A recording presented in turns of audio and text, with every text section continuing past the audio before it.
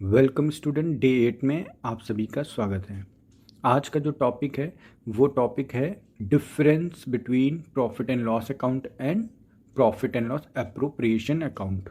मैंने last video में profit and loss appropriation account का एक इलस्ट्रेशन कराया था। अगर आपने वो वीडियो नहीं देखा है तो देख लीजिएगा। मैंने एक प्लेलिस्ट बना रखी है क्लास 12 कॉमर्स नाम से, तो आप उसको पूरा डे वाइज देख सकते हो। आज मैं बताऊंगा प्रॉफिट एंड लॉस अकाउंट और profit and loss appropriation account के बीच डिफरेंस क्या होता है। ठीक है, तो चलिए पढ़ना शुरू करते हैं। बेसिस ऑफ डिस्टिंक्शन क्या है? Stage of preparation, it is prepared after trading account and hence start with the gross profit disclosed by the trading account. तो आपको पता ही है कि ट्रेडिंग अकाउंट के बाद प्रॉफिट एंड लॉस अकाउंट बनता है। ठीक है, तो ट्रेडिंग अकाउंट का जो भी ग्रॉस प्रॉफिट होता है वो हम कहाँ ट्रांसफ़र करते हैं? प्रॉफिट एंड लॉस अकाउंट में। फिर उसके बाद और भी जो वेरियस एक्सपेंसेस होते हैं, इनडायरेक्ट एक्सपेंसेस और इनकम्स, वो हम प्रॉफिट एंड लॉस अकाउंट में डालते हैं। ठीक है, उसके बाद basis of distinction stage of preparation में हम देखेंगे profit and loss appropriation account में क्या होता है।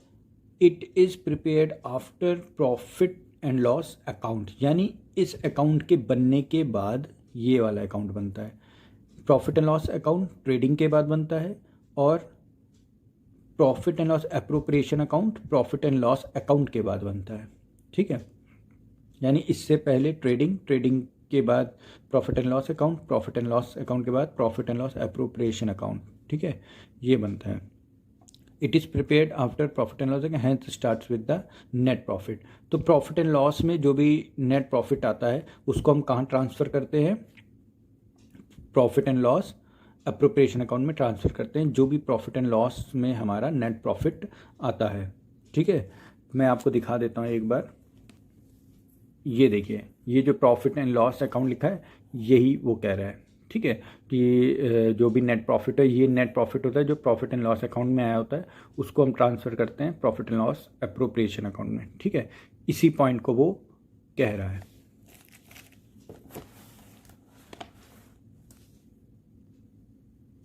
सो आई होप आपको ये पॉइंट क्लियर हो गया हो।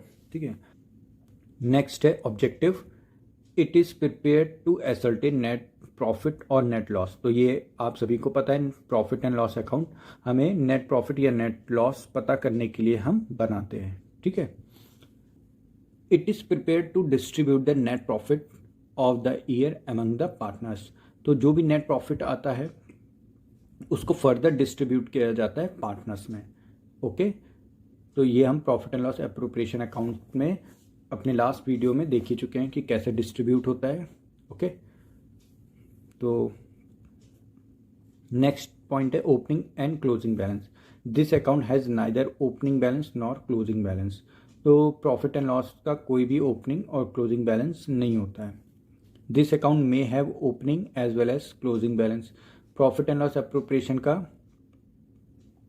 ओपनिंग और क्लोजिंग बैलेंस हो सकता है। ओके, नेक्स्ट है चार्ज और अप्रोप्रिएशन। ये मोस्ट इम्पॉर्टेंट पॉइंट है, इसको आप मार्क कर लीजिए, ये मोस्ट इम्पॉर्टेंट पॉइंट है। चार्ज क्या होता है, अप्रोप्रिएशन क्या होता है, ये मैं आपको इसी वीडियो में ही बता दे रहा हूँ, इसी पॉइंट में। Expenses debited to this account are charge against profit. ये चार्ज अगेंस्ट प्रॉफिट जो लिखा हुआ है, प्रॉफिट एंड लॉस अकाउंट में जितने भी एक्सपेंसेस आप डेबिट करते हो, जितने भी इनडायरेक्ट एक्सपेंसेस डालते हो, वो सभी चार्ज अगेंस्ट प्रॉफिट कहलाते हैं। ओके, एक पर्टिकुलर कोई भी अगर आप स्टाफ को सैलरी दे रहे हो तो वो हो जाएगा charge against profit. Okay, items debited to this account are appropriation of profit. जितने भी items profit and loss appropriation account में डालते हैं वो कहलाते हैं अप्रोप्रिएशन ऑफ प्रॉफिट। मैंने इसमें एग्जांपल दिया था कि सैलरी टू स्टाफ आपका क्या होगा, चार्ज अगेंस्ट प्रॉफिट होगा, लेकिन अगर सैलरी टू पार्टनर्स है तो वो क्या होगा, अप्रोप्रिएशन ऑफ प्रॉफिट। तो हमने जो कल जितने भी आइटम्स देखे थे फॉर्मेट में, चलिए मैं फिर से दिखा देता हूँ एक बार आपको। ये देखिए, ये जितने भी आइटम्स लिखते हैं profit and loss appropriation account में salary, commission, interest on partners, ठीक है, ये इंटरेस्ट ऑन ड्राइंग, ये सब भी क्या कहलाएंगे, अप्रोप्रिएशन ऑफ प्रॉफिट। यानी profit and loss appropriation account के जो भी पार्ट बनते हैं उसको हम बोलते हैं अप्रोप्रिएशन ऑफ प्रॉफिट, और जो प्रॉफिट एंड लॉस अकाउंट के पार्ट बनते हैं उसको हम बोलते हैं charge against profit. Okay, next देखते हैं partnership agreement. This account is not prepared on the basis of partnership agreement except interest on loan from the partner. तो जितने भी एक्सपेंसेस होते हैं और इनकम्स होती है फर्म की, वो जो भी एक्चुअल खर्चे या इनकम होती है उसके बेसिस पर प्रॉफिट एंड लॉस बनता है, तो उसका एग्रीमेंट से कोई लेना देना नहीं होता है, ठीक है। तो ये पॉइंट कह रहा है एक्सेप्ट, एक एक्सेप्शन इसका, interest on loan from partners. अगर पार्टनर से कोई लोन लिया है फर्म ने, तो जो भी इंटरेस्ट पे करेगी फर्म पार्टनर को, तो वो ऐसा खर्चा होगा जो प्रॉफिट एंड लॉस अकाउंट में तो आएगा, बट वो एग्रीमेंट के बेसिस पर होता है। एग्रीमेंट में पार्टनर डिसाइड करते हैं कि अगर वो फर्म को लोन देंगे तो कितना % इंटरेस्ट फर्म से लेंगे, ठीक है। मान लीजिए एग्रीमेंट में लिखा है 6% इंटरेस्ट पार्टनर्स लेंगे फर्म से, अगर पार्टनर लोन देते हैं किसको, फर्म को, तो अब है तो एग्रीमेंट के अकॉर्डिंग 6%, लेकिन ये खर्चा जाएगा कहाँ, प्रॉफिट एंड लॉस अकाउंट में, ठीक है। अब आते हैं इसमें, this account is prepared on the basis of partnership agreement. तो और ये जो profit and loss appropriation account बनता है, ये पूरा का पूरा पार्टनरशिप एग्रीमेंट के अकॉर्डिंग ही बनता है कि इंटरेस्ट ऑन कैपिटल कितने % लेना है, इंटरेस्ट ऑन ड्राइंग्स कितना चार्ज करना है, कितनी सैलरी लेना है, कितना कमीशन लेना है, वो सब एग्रीमेंट के अकॉर्डिंग ही डिसाइड होता है। तो उसी के अकॉर्डिंग ही हम प्रॉफिट एंड लॉस अप्रोप्रिएशन में अमाउंट डालेंगे। लास्ट है मैचिंग प्रिंसिपल। तो matching of revenue against expenses is followed while preparing this account. तो जब भी प्रॉफिट एंड लॉस अकाउंट बनेगा तो उसमें हमें मैचिंग प्रिंसिपल का ध्यान रखना है, और matching principal is not followed while preparing this account. Profit and loss appropriation prepare करते वक्त आपको मैचिंग प्रिंसिपल को फॉलो करने की ज़रूरत नहीं है। अगर मैचिंग प्रिंसिपल आपको नहीं पता तो मैं एक शॉर्ट में बता देता हूँ। चलिए मैं आपको मैचिंग प्रिंसिपल का एक एग्जांपल देके आपको एक्सप्लेन करता हूँ, ठीक है। तो मान लीजिए मैं 100 रुपये पर केजी के हिसाब से, ठीक है, के हिसाब से मैं क्या करता हूँ, 10 केजी फ्लोर खरीदता हूँ, ठीक है। तो टोटल एक्सपेंस मेरा कितना हुआ, ₹1000, ठीक है। इसको इससे मल्टीप्लाई करेंगे तो 1000 मेरी जेब से खर्च होगा, ठीक है।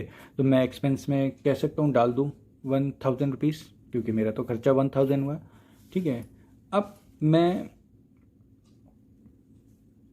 ₹150 पर केजी के हिसाब से 5 केजी फ्लोर को सेल कर देता हूँ, ठीक है, सेल कर देता हूँ। तो मेरा इसको मल्टीप्लाई करोगे तो 750 आएगा, ठीक है। तो ये 750 आया। अब मैं आपसे पूछूं कि हमें प्रॉफिट हुआ है कि लॉस, तो आप क्या बोलोगे। अगर हम 1000 को खर्चा मानते हैं और 750 को इनकम मानते हैं, तो देखिए उस सेंस में तो हमारा लॉस आ रहा है ना, बट हमारा लॉस नहीं हो रहा है। आप देखोगे हमने 10 केजी खरीदा लेकिन 5 केजी ही सेल किया था। तो मैचिंग कॉन्सेप्ट कहता है कि 5 केजी का जो रेवेन्यू था और जो रेवेन्यू है, 5 केजी का जो रेवेन्यू है उसको मैच करना है 5 केजी वाले ही एक्सपेंस से। इसी को ही मैचिंग कॉन्सेप्ट कहते हैं। तो 5 केजी वाला फ्लोर आपने कितने में ख़रीदा था, तो 100 पर केजी के हिसाब से ख़रीदा था, यानी 500 रुपीज़ का ख़रीदा था, बट आपने इसको बेचा 750 में। तो अगर 750 में हम 500 माइनस कर दें तो आपका 250 क्या हो जाएगा, प्रॉफिट, ठीक है। तो ये होता है matching concept. Okay, I hope आप समझ गए होंगे। सो इसी के साथ ये डिफरेंस ख़त्म होता है। आई होप आपको समझ में आया हो। आप सभी से रिक्वेस्ट है चैनल को सब्सक्राइब कर लें और शेयर भी करें, ज़्यादा से ज़्यादा लोगों को जोड़ने की कोशिश करें। Thank you so much.